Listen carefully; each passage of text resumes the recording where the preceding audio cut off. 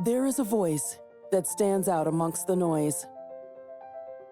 A brave and bold voice that speaks of equality, family, and the importance of education. A beacon of hope and optimism. That voice belongs to Michelle Obama. I grew up in a working-class neighborhood on the south side of Chicago, where people work hard to make ends meet, but where families are tight-knit with strong values. From humble beginnings to the First Lady of the United States and beyond, Michelle Obama has inspired millions of people around the world with her honesty and hard-earned wisdom. It has been 8 years since I first came to this convention to talk with you about why my husband should be president. Since leaving the White House in 2017, Michelle has sustained momentum in her work for empowering young people. We are just like you, just kids who worked a little hard and dreamt pretty big. She's one of the most well-loved First Ladies in history and one of the most admired people in the U.S. The release of her massively successful memoir, Becoming, has revealed so much more about her incredible journey through life and only bolstered her fame and influence. She even made an appearance at the 2019 Grammy Awards. Be determined, be hopeful, be empowered. Empower yourselves with a good education. Build a country worthy of your boundless promise. Lead by example with hope, never fear. Discover the inspirational story of Michelle Obama.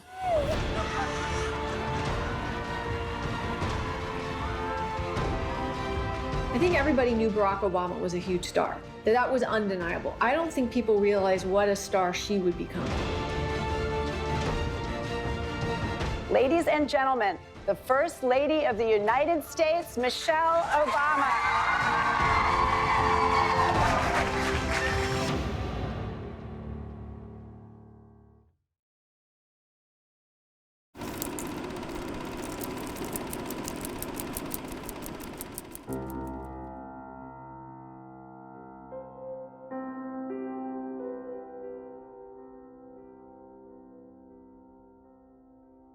For those of you who may not know much about my background, I grew up in a working-class neighborhood on the south side of Chicago, where people work hard to make ends meet, but where families are tight-knit with strong values.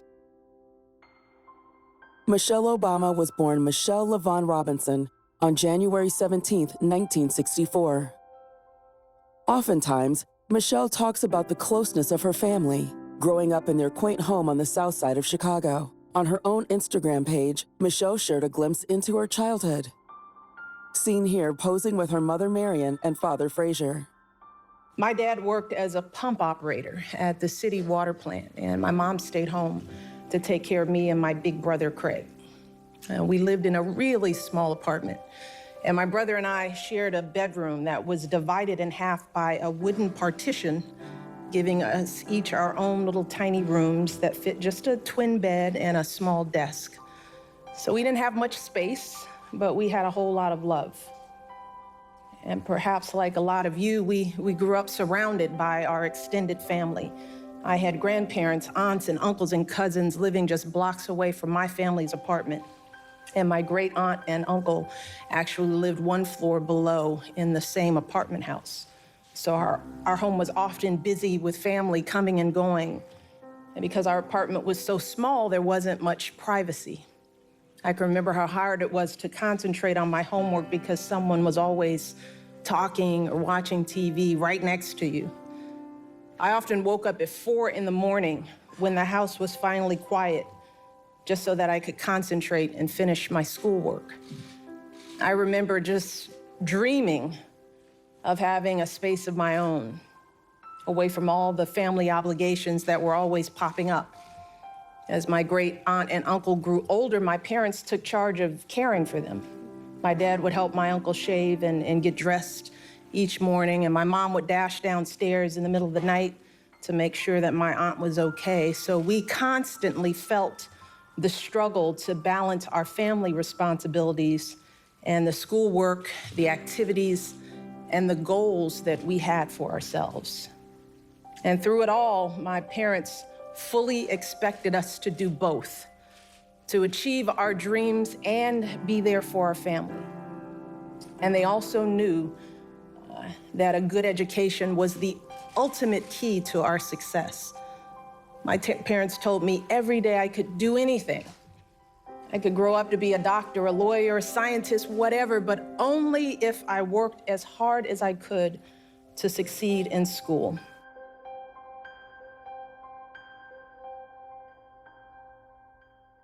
Fraser Robinson suffered from multiple sclerosis, a debilitating illness that took a serious toll on his life. When she lost her father to the illness in 1991, it rocked Michelle's world. She called him the hole in her heart. Her family was like Beaver Cleaver, that it was so wholesome, just they earned a little bit less money. But this really was an important foundation for her, and that she really loves family, loves being around family, and that family is really important to her. And that really shined through. I didn't want to let my parents down, so I worked hard in school. I read everything I could get my hands on. I did my absolute very best on every single assignment. I did everything in my power to be a good student. I dreamed of one day going to one of the best universities in America. But despite my efforts, there were still people in my life who told me that I was setting my sights too high, that a girl like me couldn't get into an elite university. It was like these folks were trying to put me in a little box, a box that fit their constrained expectations of me. And after a while, I started to wonder, well, maybe I was dreaming too big. What if these folks were right? See, back then, I didn't know what my future held. I didn't know that I'd be accepted to a top university. I didn't know that I'd go on to get a law degree and become an NGO director and a hospital executive and eventually First Lady of the United States. Those kinds of achievements seemed totally out of reach when I was your age. I was just a working class kid from a good community with limited resources. Neither of my parents and hardly anyone in my neighborhood went to university. And I wasn't even sure my family could afford the tuition. I didn't have anyone to help me study for entrance exams. And the fact that I was a girl and that I was Black, well, that certainly didn't help things either. She aimed high, applying at Princeton University, where she was accepted and began her studies in 1981. 4 years later, she graduated with honors. But Michelle didn't stop there. She would go on to study and earn a degree from Harvard Law School in 1988. In August of 1989, Michelle LaVaughn Robinson was working as an associate in the Chicago law firm Sidley Austin when she was assigned to mentor a summer intern. That summer intern was Barack Hussein Obama. Barack landed the internship off the back of his exceptional work as a law student at Harvard University. In her book, Becoming, Michelle expresses that the glowing praise that surrounded the confident young Barack seemed at odds with his easygoing attitude. He was like no one she had ever met. Despite a fluttering interest in this cool cat from Hawaii, Michelle, being career-focused, refused to date. It's safe to say that Barack had other ideas. He was definitely pursuing her, and she had her reservations, and eventually he won her over. Famously, the couple's first kiss is commemorated at 53rd and South Dorchester in Chicago. A quaint plaque on a rock reads, "On our first date, I treated her to the finest Baskin-Robbins had to offer, our dinner table doubling as the curb. I kissed her, and it tasted like chocolate." Barack proposed just 2 years after that first kiss.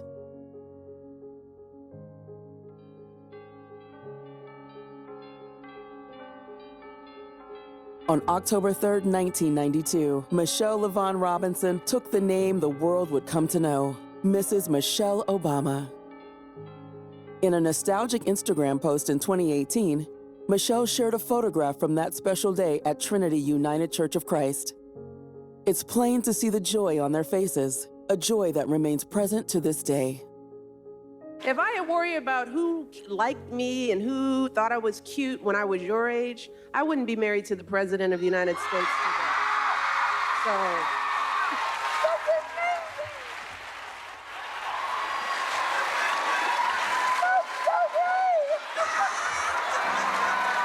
but I think one of the things that stands out in the relationship between Barack and Michelle Obama is just how close they are, how much they are equal partners, how they see themselves as a team, that their relationship isn't perfect, but they tend to be honest about whatever issues they have with one another. But it's very clear to see that they have such a strong love for one another. In politics, a lot of these political wives and husbands are often plagued by different scandals. You know, they're in the tabloids for different accusations of things happening. And you have to admit, for anyone either on the right or on the left, that this was really a scandal-free couple. There really wasn't a lot of noise about anything going on in their relationship, other than the fact that they clearly loved each other, cared for one another, and saw themselves as equals. Malia and Sasha, their daughters, were born in 1998 and 2001. But the birth of their children wasn't without complication. In her memoir, Michelle revealed for the first time the couple's struggle with infertility. Despite becoming pregnant, Michelle miscarried. They were both torn apart by feelings of failure and brokenness. It was only when turning to IVF treatment that they were able to conceive 2 healthy daughters.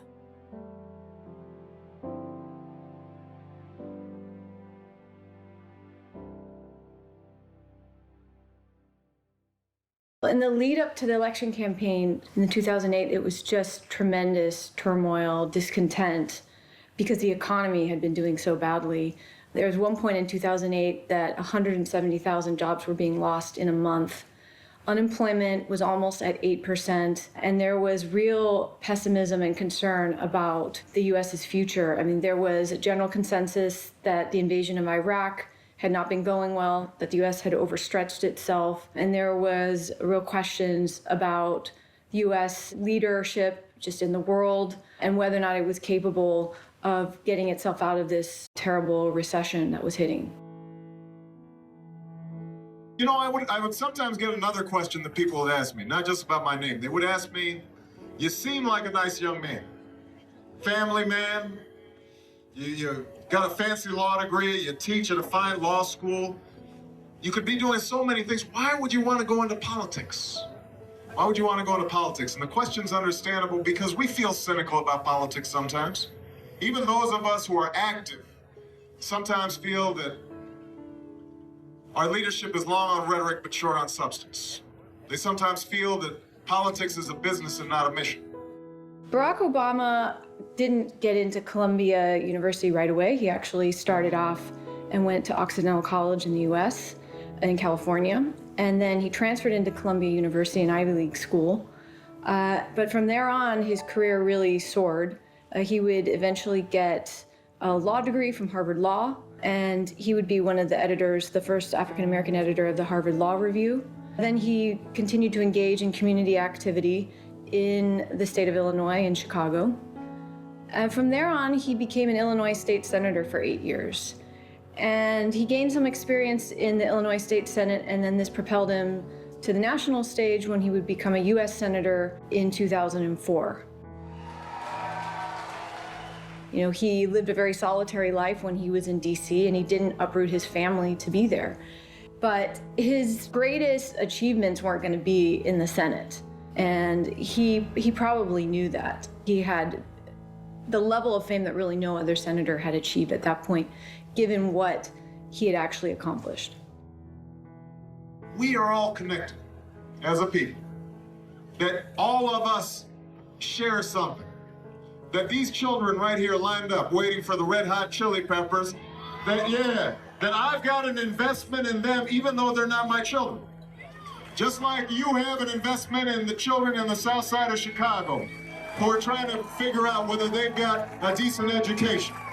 And it's that idea that we are all connected, that I am my brother's keeper, I am my sister's keeper, that we have a set of mutual obligations towards each other that express themselves not only in our families, not only in our communities, not only in our places of worship, but also As Barack Obama's fight for the 2008 presidential election began, the eyes of the American public turned toward their prospective First Lady.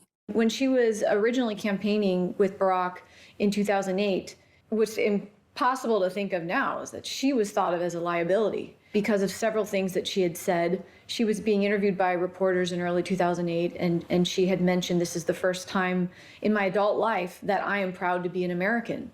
And this really didn't play well. People didn't like the fact that she was emphasizing race too much. Then her dissertation was published when she was a student, which emphasized how difficult it would be to be an African American in a white university. That also didn't play over very well. And there were caricatures of her as this angry Black woman who was militant and was overly focusing on race. And they decided that they were going to basically give her a complete makeover, a complete image makeover, because they felt that she was coming across as too forceful. But that's part of who she was. If she wanted to defend her husband, you know, she's a Harvard-educated lawyer, she would do it in a forceful and efficient and effective manner. But that wasn't playing across well given some of the other events that were going on at that time. And so they gave her this big image makeover, which they unveiled at the Democratic Convention in August of 2008. And it was really successful. As I tucked that little girl in and her little sister into bed at night, you see, I think about how one day they'll have families of their own, and how one day they and your sons and daughters will tell their own children about what we did together in this election.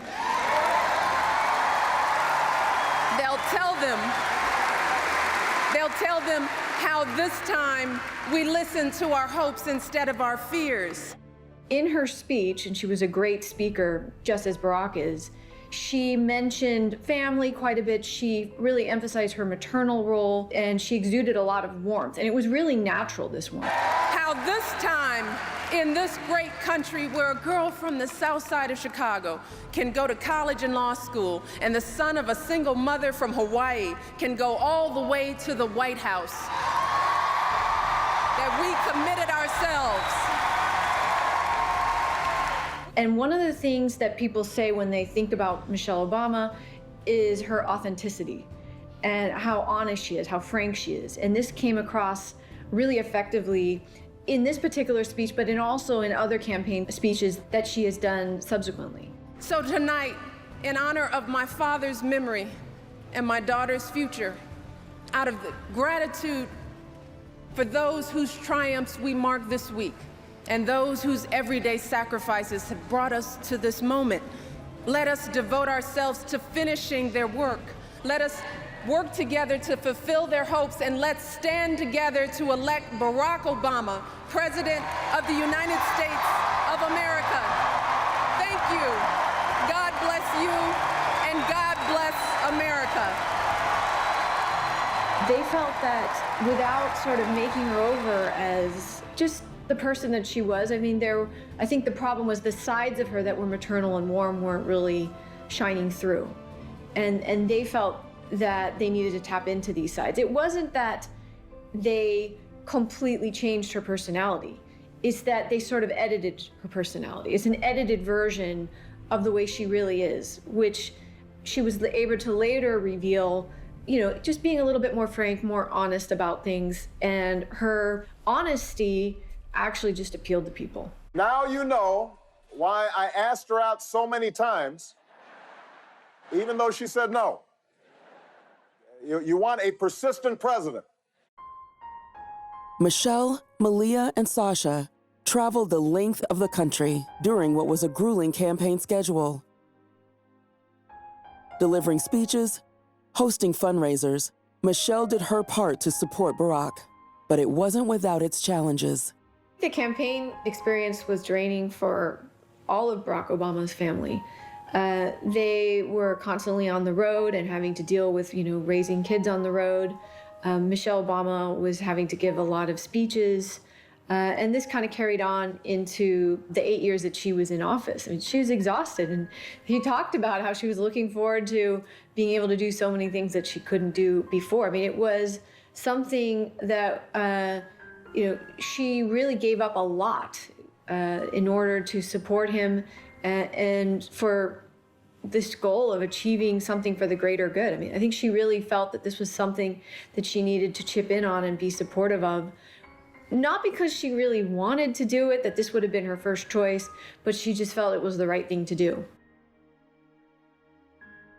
I think she knew that everything, starting from the campaign to the way she adjusted her image for the campaign, to the way she kind of adjusted her image to be this new type of first lady, all of this stuff was a huge sacrifice to her. This wouldn't have been her choice. This wouldn't have been what she wanted to do. She didn't have these types of political aspirations, but I think she saw this as all part of something that needed to be achieved just for the greater good of U.S. Society, political culture. Just the country at this time needed optimism and needed these types of policies. The actual night itself, there was quite a bit of optimism because Obama was going into the night with a lead in the polls by 5 to 10%. And there was a feeling that his campaign had been very dynamic and that he was likely to flip some states. So in the end, you know, you had him winning 338 electoral votes, winning 52% of the vote, and he flipped 7 states that had been previously in the hands of Republicans. And that was significant. I think some of the most significant wins were in the Rust Belt, namely Ohio, but also Virginia, of course, North Carolina, and Florida. And these wins came out earlier in the night, and it became clear he was going to be the winner. But at election night, the electoral victory was, for many people, one of the greatest moments for them. And they probably agreed with what Michelle Obama had said earlier that year, that it was a moment where Americans felt proud. It was definitely a moment for minorities, the African American community, even the Hispanic community, that they felt that they had achieved something. It was just one of the most impressive things that the U.S. had accomplished.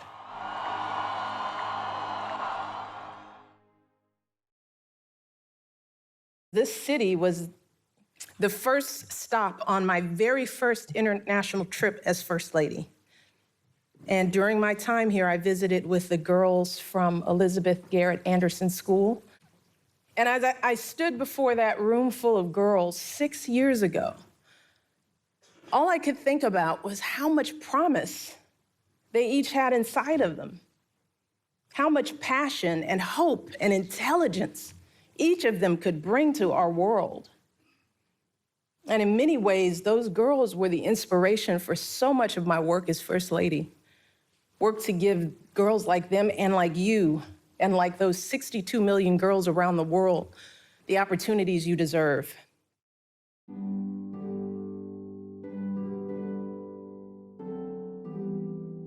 On a cold January morning in 2009, Barack Obama was inaugurated as the 44th President of the United States.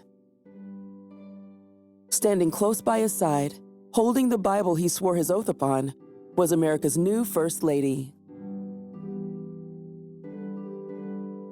Most First Ladies are expected to be supportive, to stay out of politics, to stay out of controversies, to choose to get behind policies that are non-controversial. And they weren't expected necessarily to have a career other than being a supportive political wife. And that really was the mold.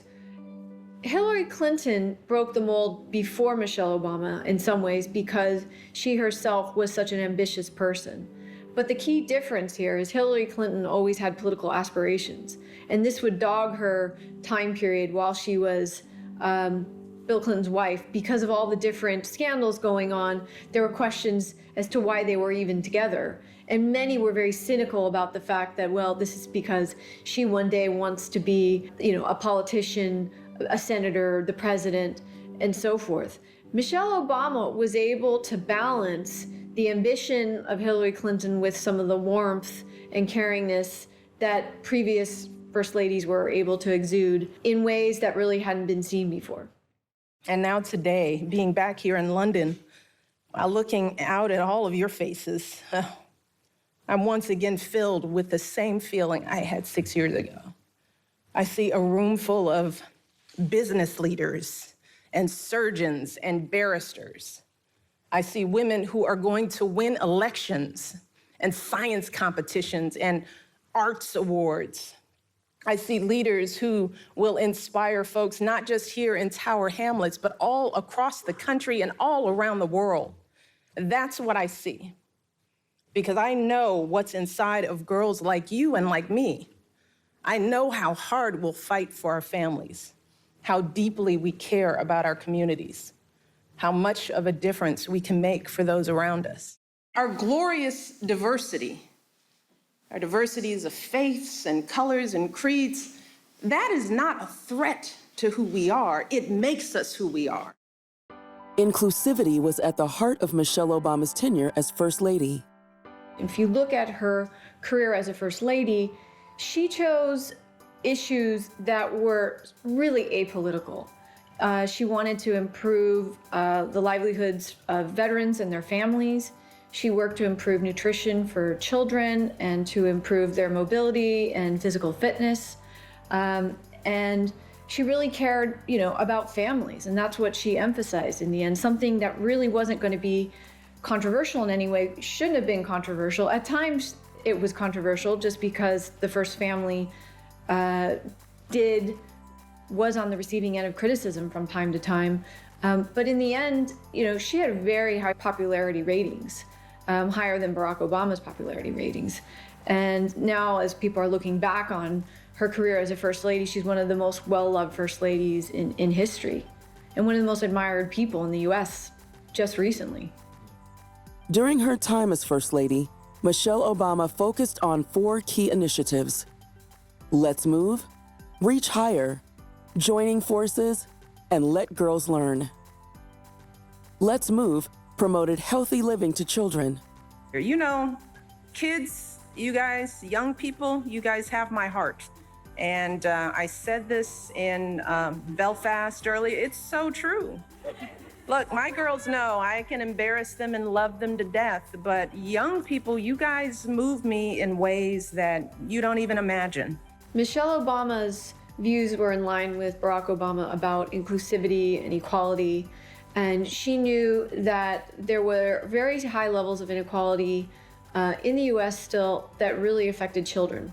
And one way of improving this was to ensure that children had access to healthy foods. And she made that one of the issues of her time as First Lady, was to improve access to healthy lunches in schools, which is really critical for kids who are learning and need to have proper nutrition in order to absorb information well. She wanted to make sure that kids who were sedentary were moving better, because these improvements to their physical health, she knew how critical that would be to improving their mental health. And she was a champion of exercising and being healthy and waking up early and eating healthy to the best of her ability. And she would go on talk shows and talk about this. And generally, this was well received. And she cared about children. She showed she cared about children. She cared about people who had been neglected in the past. She also supported Barack Obama's policies that fought for marriage equality and other forms of inclusivity. And both of them also were fighting for equal pay rights for women. And that was actually one of the signature pieces of his legislation during the first 100 days.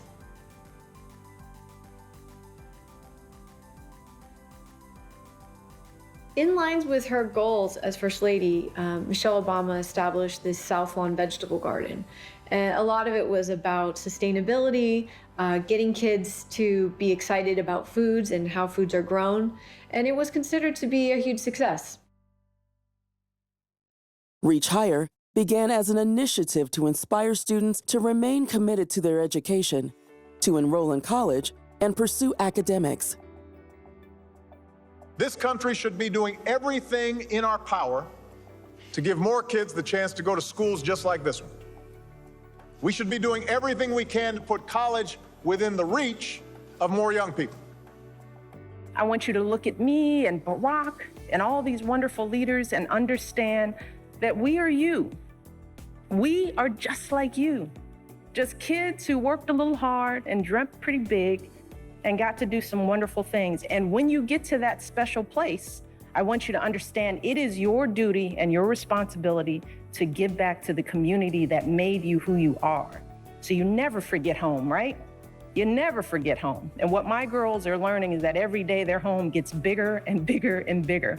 It is no longer just the south side of Chicago or Washington, D.C., but it is Moneygall, it is Dublin, it is the world. And that is true for you. Well, Michelle Obama always emphasized education. She was a really ambitious person. You know, she had a law degree from Harvard. She always pushed her daughters to, achieve the most that they could.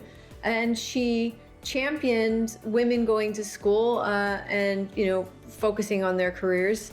But she was able to do this in a way that didn't offend other women that may have made, a career being a homemaker. Her own mom was a homemaker. And she was able to balance this a little bit better than some previous first ladies like Hillary Clinton, who famously made the mistake of saying that she wasn't going to be at home baking cookies. Michelle Obama was able to balance ambition, strength with maternal energy and warmth in ways that I think really motivated people. Let Girls Learn was launched in March 2015 as part of a global effort to provide access to education for 62 million girls in developing countries without such opportunities, but also to drive home to all young women the importance of a good education. And I'm here because when I look out at all of these young women, I see myself. I may come from a country that's an ocean away, but I'm a bit older than you all. Yeah, I am.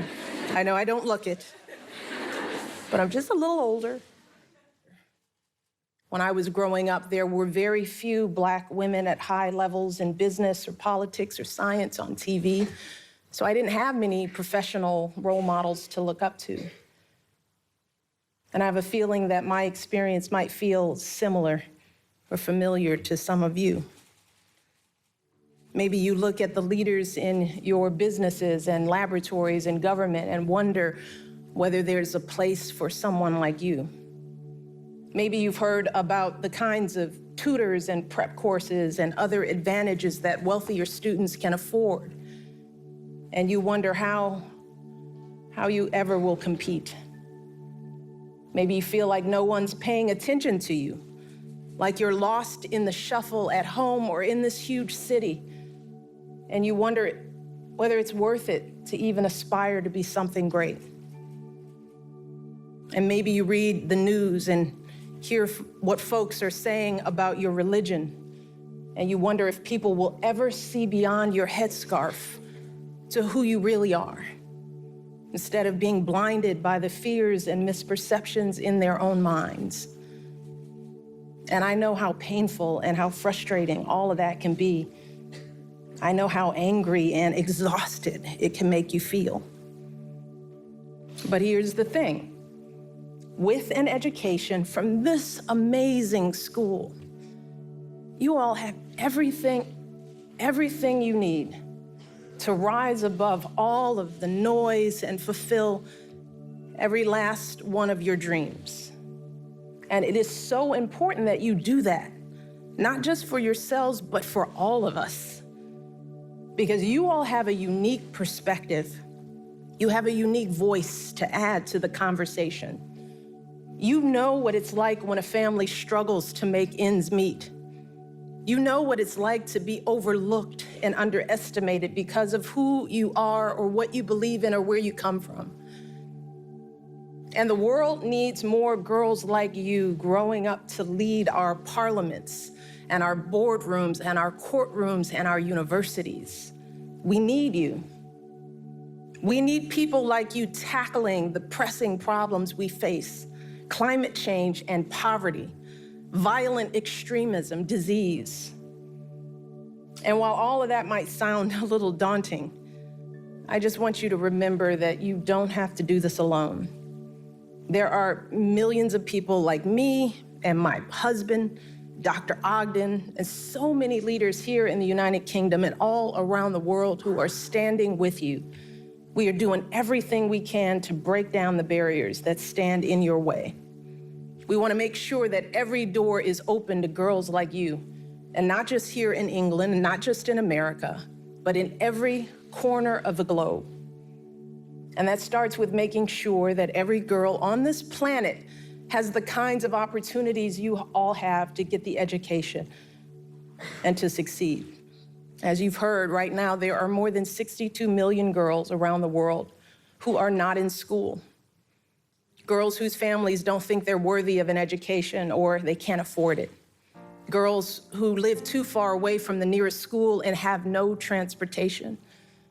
Girls like Malala Yousafzai, who are assaulted, kidnapped, or killed just for trying to learn. And this isn't just a devastating loss for these girls. It's a devastating loss for all of us who are missing out on their promise.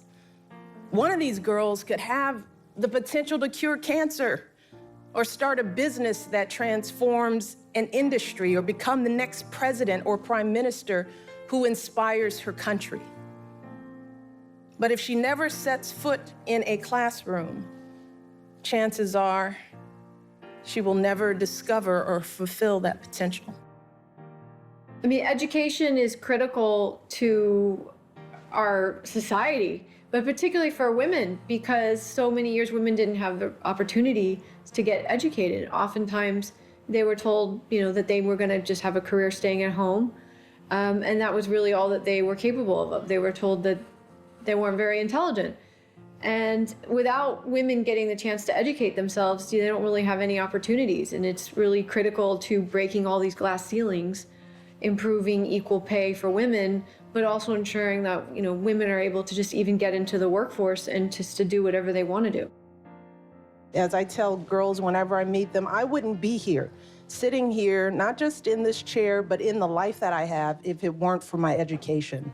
I know that when you hear the phrase knowledge is power, it's true. Through my education, I didn't just develop skills, I didn't just develop the ability to learn, but I developed confidence. We were not put on this earth just to be good mothers or good wives. We were here to be good citizens and good individuals. And that takes investment. And I want girls to start practicing that at a very early age, not being so selfless that they can't look out for themselves. Helping people is what great nations and great people do. Again and again, Michelle Obama has repeated her ethos that the strong bonds of family are essential to the betterment of oneself and also the greater good of society. This is an ethos that the former First Lady fashioned her own life upon. It was clear to the world each and every day that the Obama administration held office, that the Obamas, as the first family, shared an unparalleled love and closeness.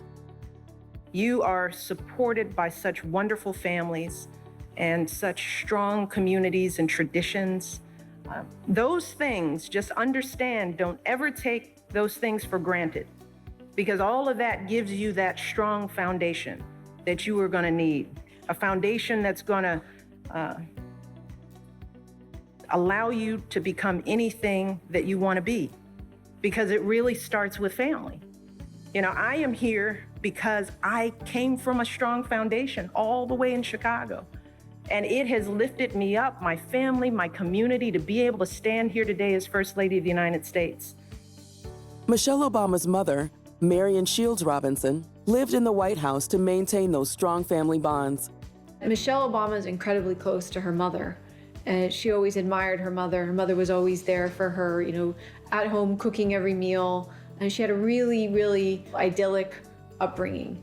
And this close-knit family, in some ways, it was something that Barack Obama lacked because his parents had split up and he moved around quite a bit. But I think that the decision for Michelle's mom to move into the White House with them illustrates how close they really are, how much Michelle relies on her mom to support her and to just be there for their daughters and to provide the family a foundation and some normalcy. The media even nicknamed her the first grandmother. I think some families having your mother-in-law live with you wouldn't be ideal, but that, you really don't understand how close this family is and how supportive, she is to their daughters, but also to Barack and Michelle. And I've seen it again and again and again, that what our parents told us really is true. That if we get our education, we can do anything. We can lift up ourselves to heights we could never imagine. We can pay forward all of the love and support that our families have poured into us. And we can truly be builders of a new day. That is your work. In an interview with CBS in 2018, Marion Shields Robinson shared her reasons for moving into the White House and keeping the family as close as possible. I felt like this was going to be a very hard life for both of them. Yeah. And I was worried about their safety. Mm-hmm. And I was worried about my grandkids. Mm-hmm. I mean, that's what got me to move to D.C. I think for Barack and Michelle's children, Sasha and Malia, growing up in the White House probably wasn't easy. They had some advice from the previous first children, the Bush twins, Jenna and Barbara Bush. They actually took them under their wing and gave them a lot of helpful advice. But one of the things that made it easier for them was that they had such a strong family. They had their grandmother living with them. They had their mother ensuring that, they're able to live as normally as possible. And something that is notable about those 8 years for them was that there was never anything negatively reported on them, ever. And it could be, the media was, exercising some caution there. But even since they have now, become younger adults and are no longer living in the White House, they have earned a reputation for just being really solid, well-behaved girls that have been really raised well. And a lot of this has been attributed to the work that Michelle had done in the White House, but also Michelle and Barack as a family, just ensuring that they had some level of stability and normalcy, in spite of the fact that they were living in very abnormal conditions. Earlier today, as you heard, Malia and Sasha and I visited the Long Room at Trinity College. As you know, I don't know if many of you have been there, it's like Hogwarts. As Sasha pointed out, it's a huge room with shelf after shelf full of books. Beautiful place, and I hope that all of you aspire to go there, if not study there, but just to go and experience what it's like to be surrounded by so much history and so much power. And the girls had the chance to explore those shelves and trace their Irish and lineage, which was a very powerful thing to find out that these girls that were born on the south side of Chicago can trace their roots back here to Ireland, way back to the 1600s. That was very powerful for me as their mother, and hopefully it will be something that they cherish for the rest of their lives.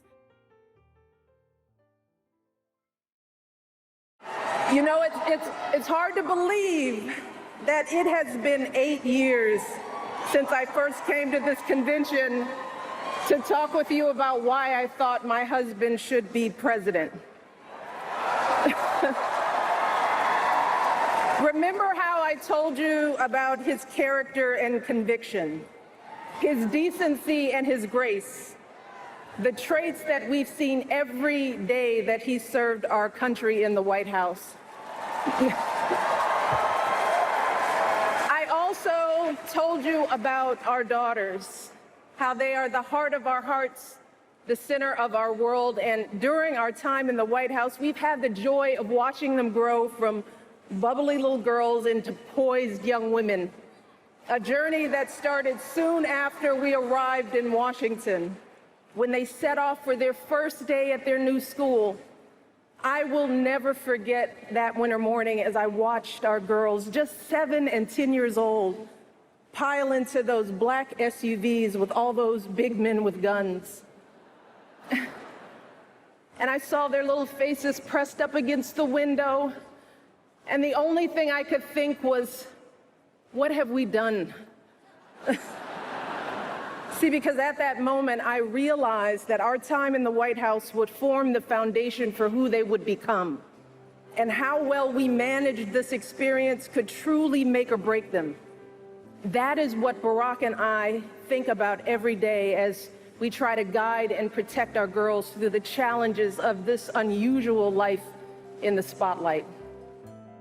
During the Obama presidency, Barack and Michelle traveled extensively, bolstering America's reputation as a superpower and a respected nation. A beacon of hope to all democracies, the closeness of their bond always shone through, no matter the stage, country, or occasion. Barack and Michelle Obama had an excellent relationship throughout the presidency. I mean, any relationship is going to be tested when you're dealing with high levels of stress. And so it's not to say that their relationship didn't experience some bumps and some tense discussions along the way, and they've admitted that. But they see themselves as a team. They see themselves as much stronger together than apart, and they really respect each other. They see each other as equals.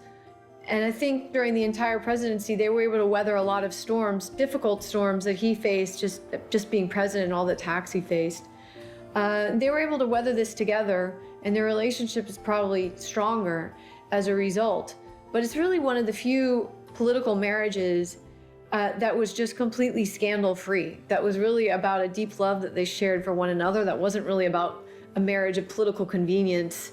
And, both Republicans and Democrats alike would have to acknowledge that this was a very solid relationship. It was a model relationship, and one that a lot of other people could learn from. Their mutual love and respect for one another was evident. Their smiles, never dulling since the day they took their vows back in 1992 on the south side of Chicago. Everywhere we went, we were welcomed with huge smiles and open arms and lots of rain, which we handled. With the backing of such an accomplished education, Michelle Obama has shared a lot of her wisdom with a great deal of eloquence and grace. From the inspiring words of her powerful speeches to the introspective moments of thought-provoking prose in her memoirs. My advice to girls is always this, and this is what I tell my daughters every day: do not be afraid to fail, because that oftentimes is the thing that keeps us as women and girls back, because we think we have to be right. We think we have to be perfect. We think that we can't stumble. And the only way you succeed in life, the only way you learn, is by failing. It's not the failure, it's what you do after you fail, Do you let it eat you up? Do you quit? Do you give up? Or do you let it bolster you? Does it serve as the challenge in your mind to do more, to take some risks, to step outside of your comfort zone? And the last thing that I do want to say to all girls is that be supportive of each other. I mean, I just can't say this enough. We have to be our best friends, each other. That means we cannot be catty. We cannot compete and see one person's failure as our success. We can all rise together, okay? We can all win. And we're sometimes taught in our societies that we have to compete and we have to hold each other back in order for one of us to succeed. That is not true. We need each other. And all over the world, we have to be a team of women and girls who love each other and value each other and cherish one another. Because if we don't cherish each other, no one else will. So let's start there and start working together and find a way that we're going to lift up some other girl in our lives. Maybe it's a little sister, a neighbor, but you can be a mentor today. So do that. Do that work now. Get in the habit of that. All right? You all with me? You all have to be my soldiers in this, right? During a 2016 DNC speech as the first African-American First Lady, Michelle Obama made an impactful remark about the unease she felt living in a home that was built by slave labor. In a powerful quote, seen here in a clip from ABC. The story of generations of people who felt the lash of bondage the shame of servitude, the sting of segregation, but who kept on striving and hoping and doing what needed to be done so that today I wake up every morning in a house that was built by slaves. I think one of the most difficult and shameful aspects of American history is the history of slavery.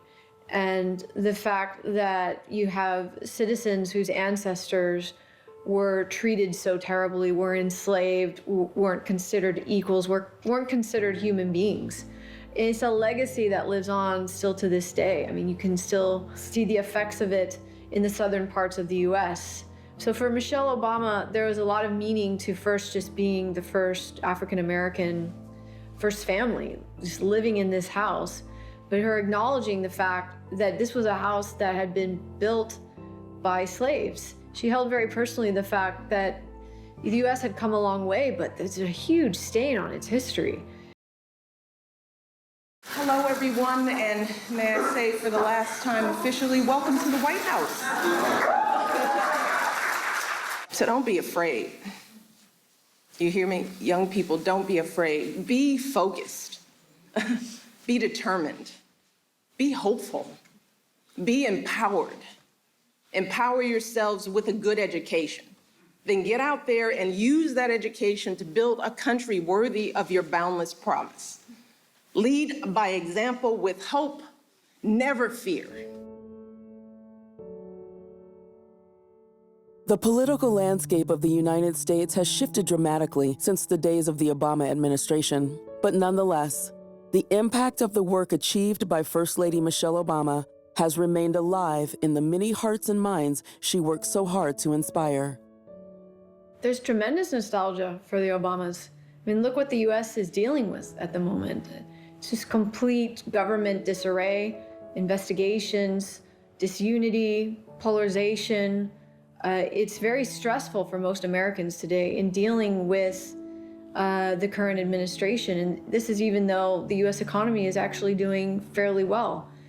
As a result, you know, a lot of Americans are really nostalgic about the Obamas. Those that were probably a little bit too critical of the Obamas, either on the left or on the right, at least recognize that it was a period of direction, of calm, prudency, where the US could say that they were a world leader, that they held some moral high ground. And I think as we move on into this new era, a period of politics that is more polarized than ever, you're seeing the need for a type of chief executive who can comfort people, who can unite people, who's articulate, who's educated, who knows how to say the right things in the right moments, and doesn't try to divide us. Despite leaving the White House, Michelle has continued to maintain a strong presence on the global stage and continues to work towards building a better, more inclusive world that she always strived for. You have someone who is incredibly ambitious, successful, hardworking. She balanced this with also being very maternal, very warm, very caring, very real. She was very civic-minded, but hated politics. She was very authentic, very frank and honest, had a very strong strength of character, very strong moral character. She was assertive when she needed to be, but she was also savvy to know when she needed to take a supporting role. She had a very wholesome upbringing, and she carried that on into the White House, ensuring that her kids had this same type of upbringing, albeit how strange it must have been to be growing up in the White House. She was a rock for Barack. She was one of the most popular first ladies in US history. The most important thing for you to do is to be able to pick yourself up when you fall, because most of life is falling. And the real challenge is, how do you get back up? First Lady was never a role she expected, but no one can say it wasn't a role she made wholly her own. Her continued popularity is evidenced by the international success of her autobiography, Becoming Michelle Obama. She is testament to her ethos of self-love, hard work, and family. That an African American girl from a working class background on the South Side of Chicago can become one of the most important and magnetic voices of the 21st century. I want to close today by simply saying thank you. Thank you for everything you do for our kids and for our country. Being your First Lady has been the greatest honor of my life, and I hope I've made you proud.